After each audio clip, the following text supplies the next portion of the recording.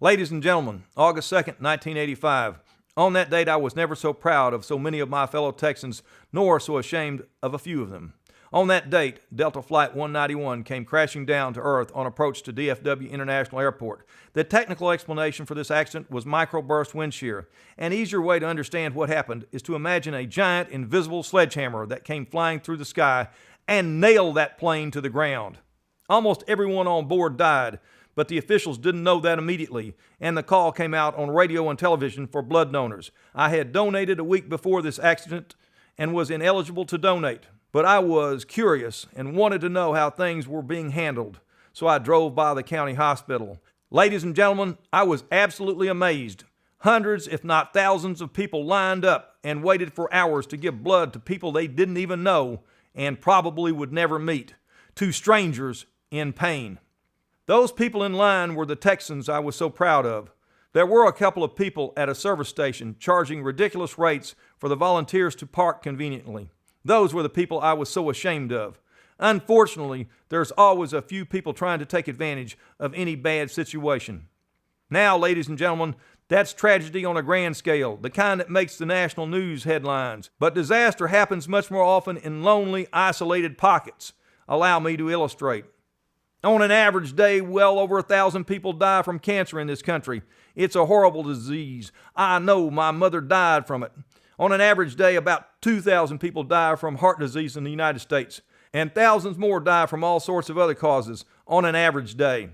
On an average day, almost 4,000 people fall victim to violent crimes in America: rape, robbery, murder, aggravated assault, carjackings, home invasions, you name it. Point number one. Ladies and gentlemen, we are surrounded in a sea of suffering. But there's much more to my story than simply that. Let me give you a few examples of a heartbreaking fact of life in this country. I know a lady who's been married to the same man for over 50 years, yet never once has he given her any flowers. It's not that he doesn't care for her. It's exactly the opposite. He loves her very deeply. He just doesn't understand how much this simple act would mean to her. And he's not alone. All too many people don't know how to express their feelings to those who are so important to them in their lives. I know of a young man who couldn't even bring himself to tell his own mother that he loved her on her deathbed. That's how bad it is. Point number two. Ladies and gentlemen, we live in a society that shuns the open display of such basic human emotions as love and sorrow and grief. Only in certain select venues, such as funeral homes and hospital rooms, is it permissible to show how much suffering we hide inside. But there's an icing to this cake of pain, and let me give you one more story to demonstrate how critical it is. Not too long ago, a friend of mine sent me a video as an email attachment. As it begins, you wonder why it was ever sent. It's a video from a real-time traffic camera in a quiet neighborhood where just about anyone would probably love to live. Traffic is flowing lazily and lawfully through the intersection. A few seconds into the video, a pedestrian who has waited her turn starts to walk across the street. All of a sudden, out of nowhere, a speeding car comes into the scene, running a red light and crashing into a vehicle already in the intersection. Both autos roll over the pedestrian, killing her instantly. In a fraction of a second, a human life was lost. Point number three, ladies and gentlemen, we never know how much time we have on this earth. It could be gone by the time we blink our eyes. Challenge number one. Tell those people you care about how much they mean to you. Show them every day in every way you can how important they are to you. You may never get another chance. You probably will, but so what? You haven't wasted your time. You will have only made a good relationship that much better. Now let me give you another example to explain my next challenge to you. This story I'm about to tell you is just one example of many similar ones from my life and the lives of quite a few people I know. At my present place of employment, when I first started work, there was a lady who was very rude to me, but I kept being nice to her, wishing her good morning when I first saw her.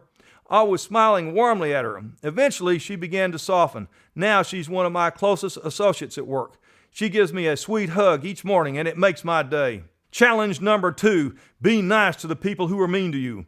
It may not change them, but responding the same way they treat you will only make matters worse. You cannot change a human heart in a positive direction through hate.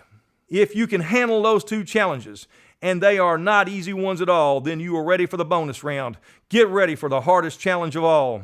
It makes perfect sense to let those people you care about know how you feel, and you can see that you may be able to change those who cause problems for you by being kind to them. But what about those people who don't interact in your life at all? To all those strangers in pain who surround you, what have you got to gain from doing anything for them? Well, you might make a new friend, but you probably won't. You'll probably never see them again. But I believe there's some sort of cosmic bank in this universe. You make a deposit every time you help someone that you don't know. And when you become a stranger in pain, it will come back to you many times over. This is a law much stronger than even the law of gravity. What goes around truly does come around. But even if that were not the case, doing good for people you don't know will give you a great feeling inside. It's like the Energizer Bunny of joy. It keeps giving and giving and giving you a warm feeling all day long. I've given over 4 gallons of blood during my life, and trust me, I would much rather be on the giving side than on the receiving side. It is always better to give than it is to receive. You have a choice to make in life. You can be like all those people who lined up to donate blood for those victims on Flight 191, or you can be like those greedy people charging too much for parking places, or you can do nothing at all. But remember, one day you will also be a stranger in pain. And on that day, if you have not responded to strangers in pain when they needed it, what right have you to expect anything from others? Today, I am offering you the opportunity of a lifetime, and it won't even cost you a single penny. Here's all you have to do. The next time you encounter someone you perceive to be a stranger in pain, offer them a kind smile, a warm handshake, an understanding glance, an open mind, a compassionate heart, a comforting word, a listening ear, and a friendly hug. You have no idea how much these simple things will do to lift the spirits of someone who has been beaten down to earth by a macro burst of human despair. It may be the one thing that keeps them from taking the easy way out of their problems. The poets have told us these truths for centuries. No one is an island. Do not ask for whom the bell tolls. It tolls for you and it tolls for me. But we have failed to heed the call. However, there is hope. Another great thinker by the name of Victor Hugo let us know that there is no force on this earth powerful enough to stop an idea whose time has finally arrived. Ladies and gentlemen, we all live on the same planet. We all drink the same water. We all breathe the same air. We all share a common DNA. Isn't it time that we started to get to know one another and stopped being strangers in pain?